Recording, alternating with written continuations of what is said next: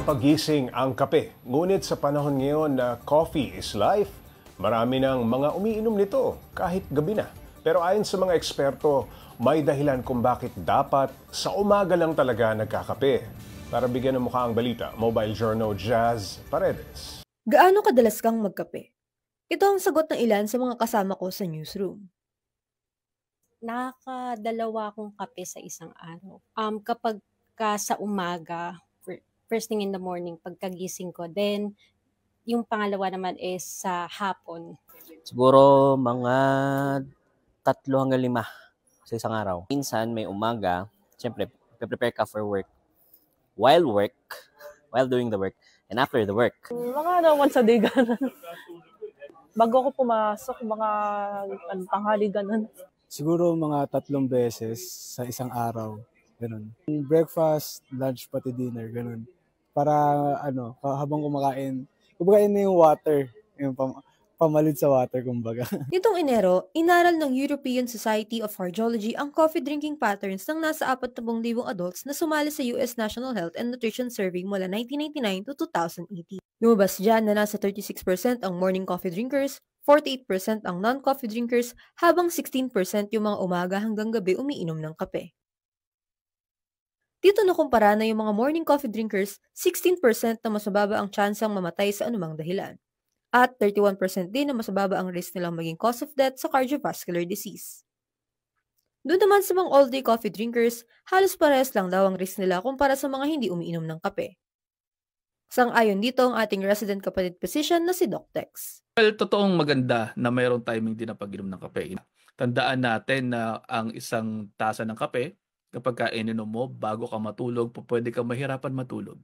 And sleep deprivation can cause a lot of problems as well in the long run. Kung sleep deprived ka, you are more prone to cardiovascular diseases and other things. Say for example, prone ka rin sa obesity. Ibig sabihin yan, good sleep pattern equals good cardiovascular and overall health. Isa raw paliwanag dyan, pag umaga kasi, pinaka-inflame umaga ang ating katawan.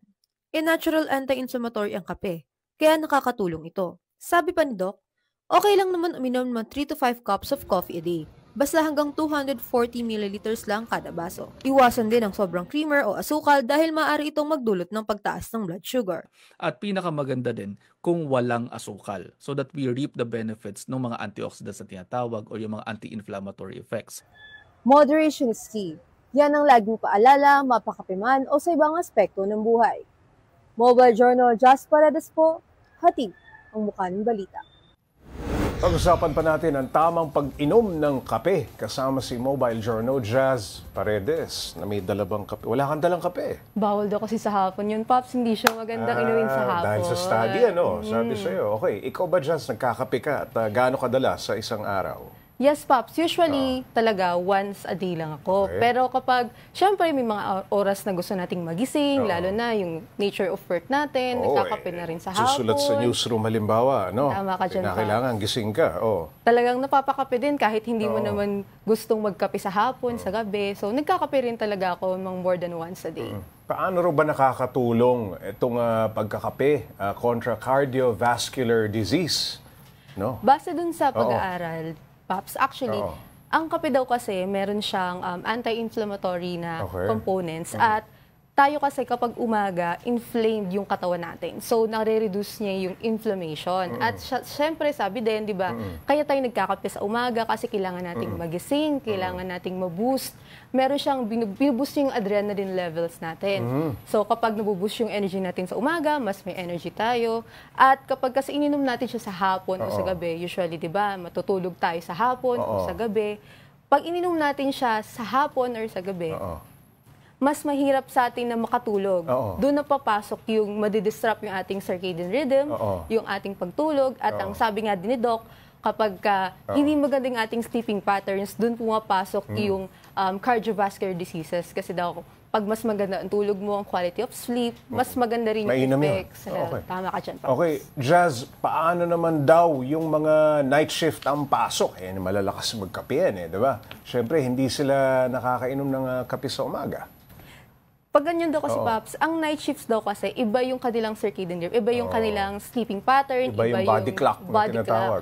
So, kahit na sabihin natin na sa kagabi hindi sila makakatulog kasi ng kagaya natin na umaga natutulog.